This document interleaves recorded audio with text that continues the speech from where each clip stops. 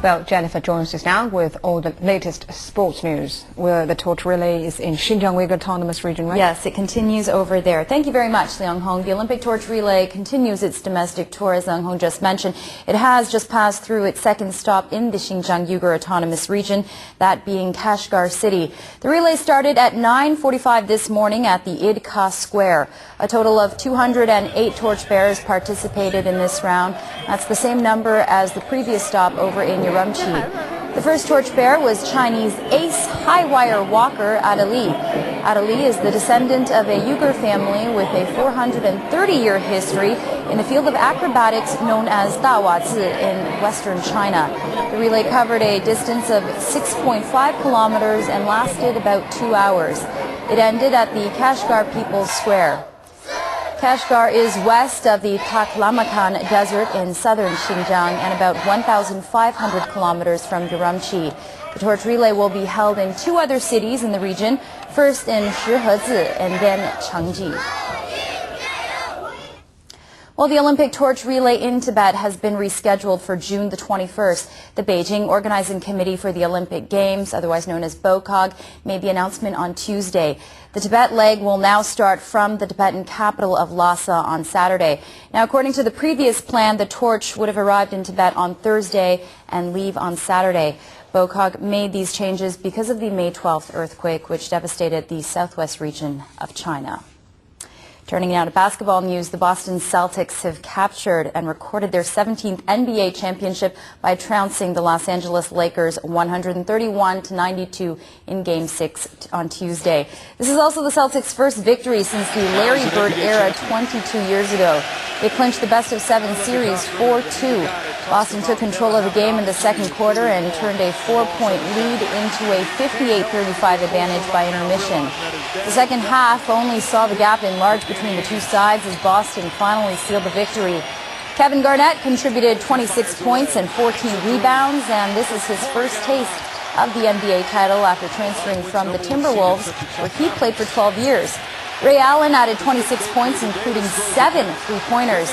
League MVP Kobe Bryant led the Lakers with 22 points, but hit only 7 of 22 shots and was largely a non-factor after the opening quarter when he had only 11 points.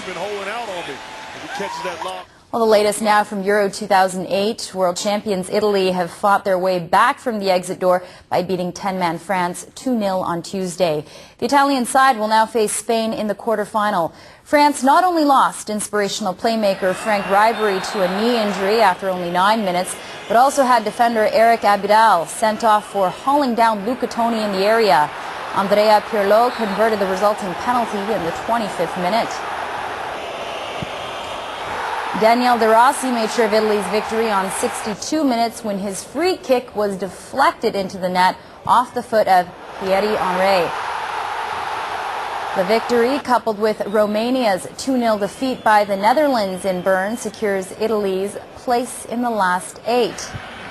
Klaas-Jan Huntelaar side-footed home in the 54th minute from a right-wing cross by Abraham Afellay. Robin van Persie ensured them victory with a furious left-foot drive in the 87th minute after expertly controlling a free kick by Demi Dezu.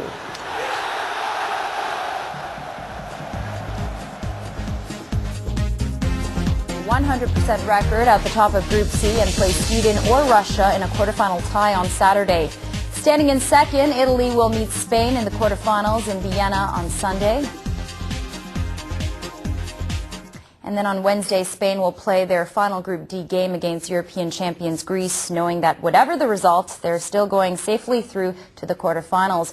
Russia will play a crucial game against Sweden, who need only a draw to go through to the quarterfinals. Well, former Spanish international Pep Guardiola was officially unveiled as Barcelona's new coach on Tuesday. The 37-year-old wasted no time at all in announcing that senior stars Ronaldinho, Samuel Eto'o, and Deco were not going to be part of his plans for the 2008-2009 season. The trio have already been linked with transfers to clubs in England and Italy. Ronaldinho with AC Milan, Chelsea, and Manchester City. Eto'o with Milan and Deco with Chelsea. If I and all of us felt that Ronaldinho wants to be a player he used to be, the player that we all used to watch playing, there wouldn't be a coach in the world that wouldn't want him as part of his team.